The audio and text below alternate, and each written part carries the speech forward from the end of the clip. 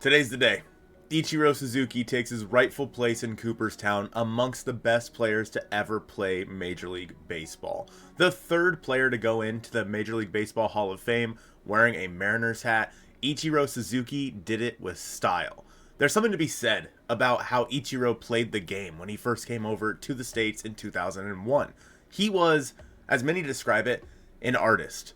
During the peaks of guys like Barry Bonds, Manny Ramirez, and Alex Rodriguez, came Ichiro Suzuki at 27 years old, coming over to America to play for the Seattle Mariners, winning the Major League Baseball Most Valuable Player for the American League and the Rookie of the Year in 2001. As Mariners fans, we all know how important 2001 was to this team. It is the most wins in baseball history. Until very recently, it was the last time this team had gone to the playoffs. Ichiro had his one opportunity with the Mariners in the playoffs in 2001, his very first year. The difference between Ichiro and the guys like Barry Bonds, he didn't do it with power. He did it without the mar of steroids. Ichiro was a perfectionist, and that is the exact kind of player that he was when he came over to the major leagues. He liked hitting leadoff because the batter's box was always pristine. He was originally a right-handed hitter. A lot of people don't know that. Ichiro was naturally a right-handed hitter, but was taught by his father to be a left-handed hitter because that makes him closer to first base. Ichiro based his entire playing career on the fact of reaching first base. And that is what he did for so long. Now, we saw moments where Ichiro could hit for power. Obviously, the hit off of Mariano Rivera, the home run, the walk-off home run off of the best closer in baseball history versus the best contact hitter in baseball history. 3,089 hits in the major leagues for Ichiro. The only player to reach that mark when making his debut after the age of 25. Ichiro started at age 27. 10 straight seasons with 200 plus hits.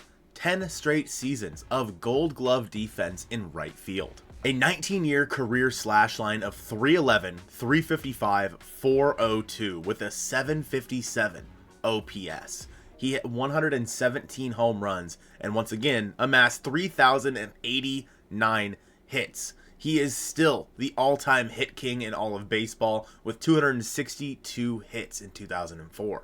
He played professionally for 28 seasons, amassing 4,367 hits between Japan and the United States Major League Baseball.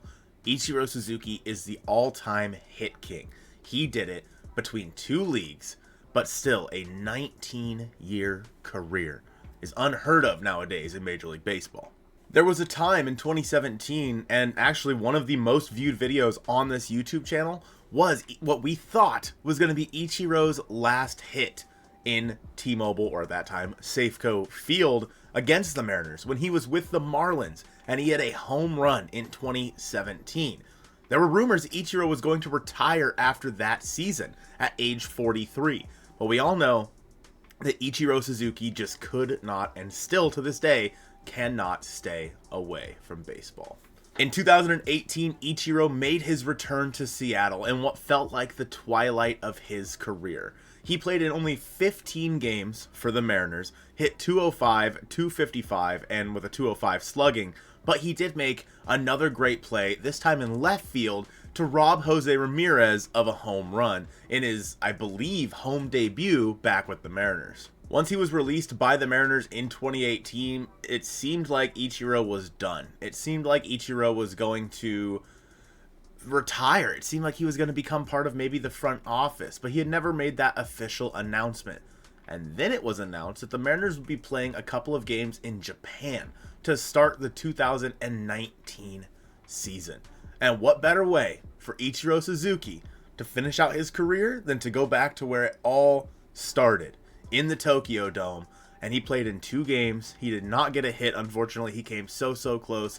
I think we all remember those games so fondly, of just getting up at like 3 or 4 a.m. to watch Ichiro play in the Tokyo Dome. I bawled my eyes out. I did. Watching him come off the field, watching guys like Yusei, who was with the team at the time, who obviously grew up respecting Ichiro, a mentor of his, Watching him take a final victory lap around the Tokyo Dome where it all started for him, Ichiro Suzuki was bigger than baseball. I said at the onset of this that he was an artist. He painted a picture in a different way than most players did around his era. Of course, we know that he was a mass singles hitter. He hit singles better than anybody else, and there are still some guys like that in the game today. Think of Luis Arraez or Nico Horner. But nobody was quite as valuable as Ichiro was. He hit leadoff for the team that won the most games in a single season in baseball history. Of course, the inside the park home run during the All-Star game in San Francisco. The throw out of Star Wars, the batting stance that we would all imitate because it was so different from everyone else's. And the dedication to the team that gave him so much when he first came over, he has returned tenfold. Ichiro Suzuki is still a member of the Mariners organization today. Taylor Saucedo posted a video earlier today on Twitter talking about how he grew up idolizing Ichiro, and now he gets to have moments like this with him, and we get to watch Saucedo take a ball right in the back during batting practice, because that's sauce. Every single day, during spring training, during the actual season, we get to see Ichiro in basically full uniform out there warming up with the team, getting his reps in, still at the age of, what is he, 50 now? And he is finally taking his rightful spot in Cooperstown. Again, he's just the third Mariner to go into Cooperstown, and I think that there's something to be said about the guys that are in there already. Ken Griffey Jr., Edgar Martinez, and now Ichiro Suzuki. All three guys were bigger than baseball, but Ichiro was bigger than America. He is the first Japanese-born player to be inducted into the Major League Baseball Hall of Fame, and he gets to go in as a Seattle Mariner. Not only was Ichiro a great ball player, but he was an icon in an entirely different country.